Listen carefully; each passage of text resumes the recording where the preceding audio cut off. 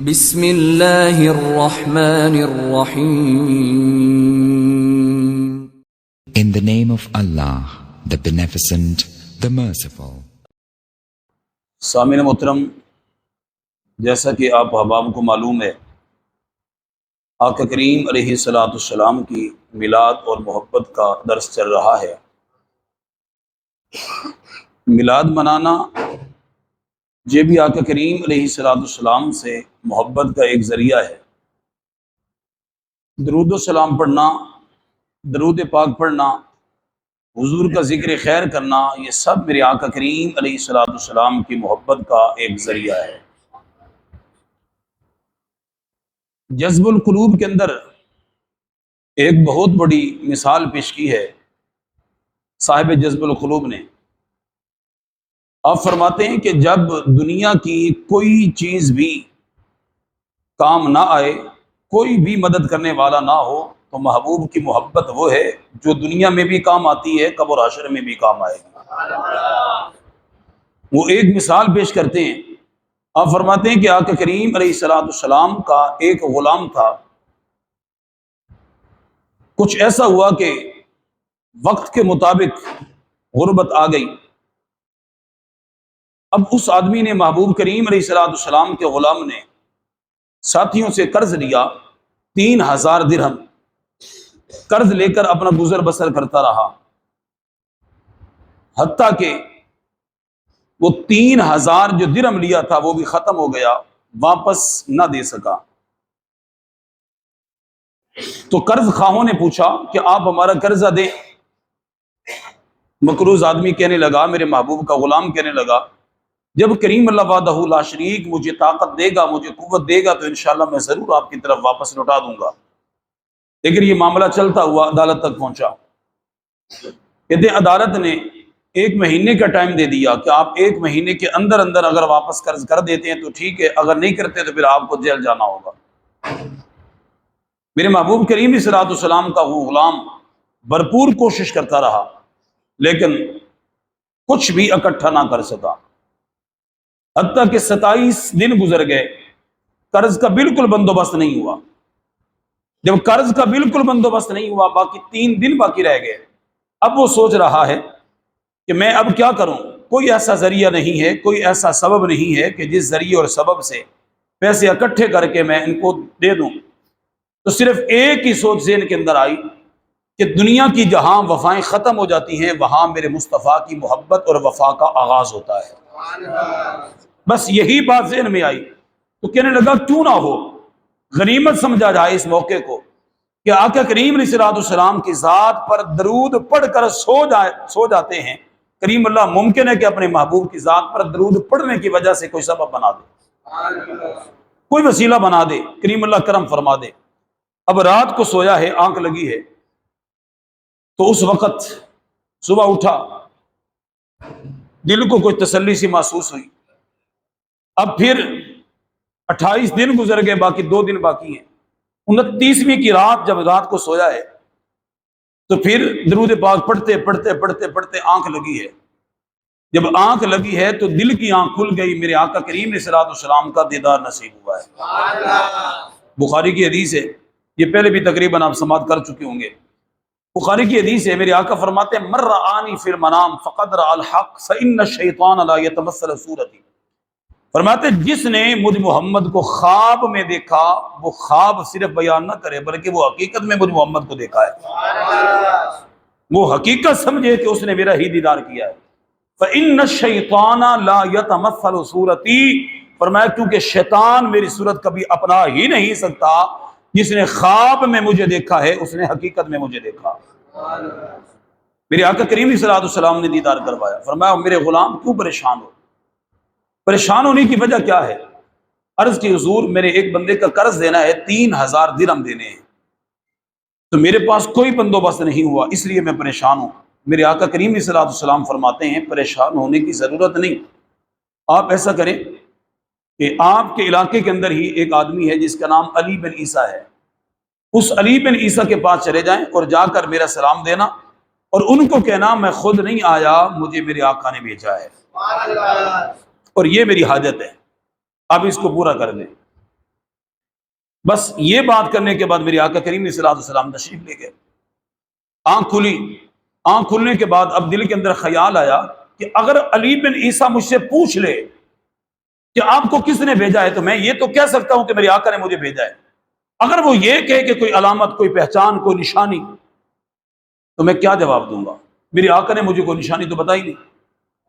پھر بھی شرم کے مارے وہ آقا کریم صلی اللہ علیہ وسلم کے فرمانے کے باوجود بھی وہ علی بن عیسیٰ کے پاس نہیں گیا.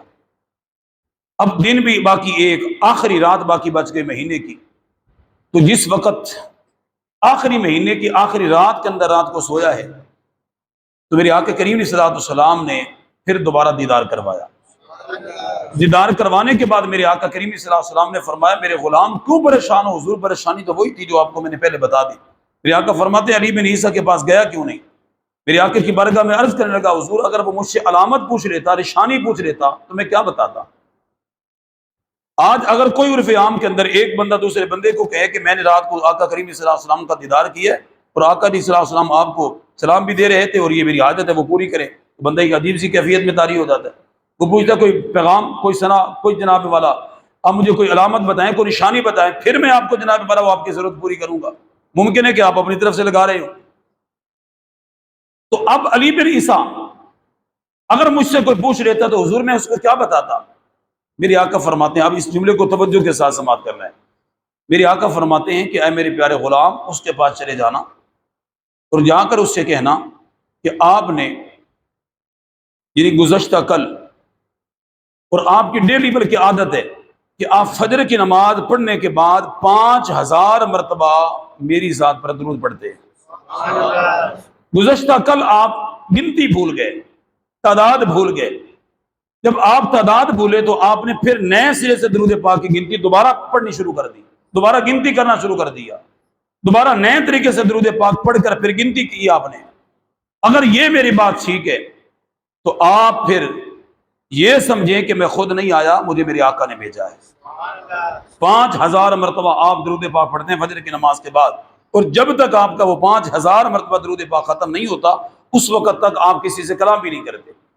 اور یہ بات یا آپ کو پتہ ہے یا آپ کے رب کو پتہ ہے یا جس نبی کی ذات پر درود و سلام پڑھا جا رہا ہے اس نبی کو پتہ ہے، کسی کو بھی معلوم نہیں ہے.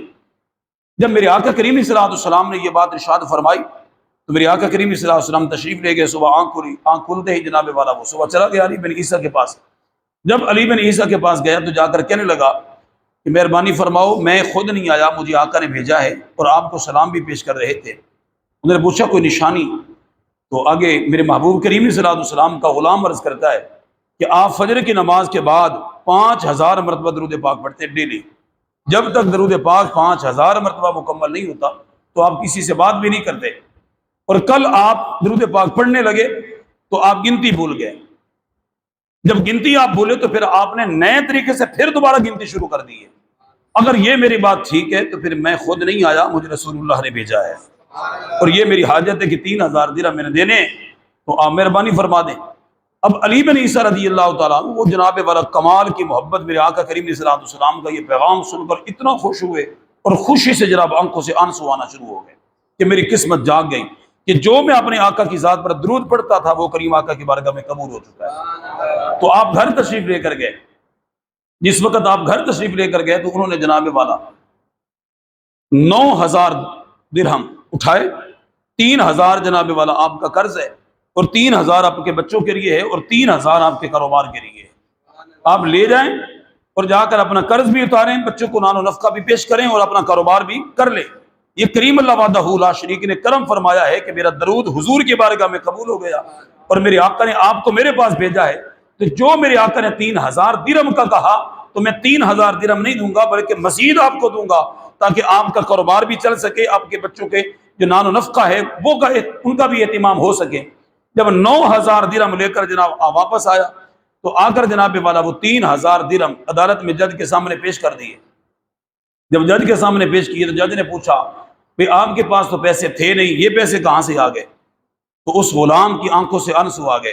عرض کرنے لگا حضور بات دراصل یہ ہے کہ میرے پاس کچھ بھی نہیں تھا، 27-28 دن گزر گئے میرے پاس کچھ بھی نہیں آیا، لیکن یہ تو میرے آقا کا کرم ہے کہ حضور کی ذات پر درود پڑھتا تھا تو حضور نے اشارہ کیا علی بن عیسیٰ کی طرف اور علی بن عیسیٰ نے میری مدد کر دی ہے، صرف 3000 درہم نہیں دیے بلکہ 9000 درہم دیے ہیں۔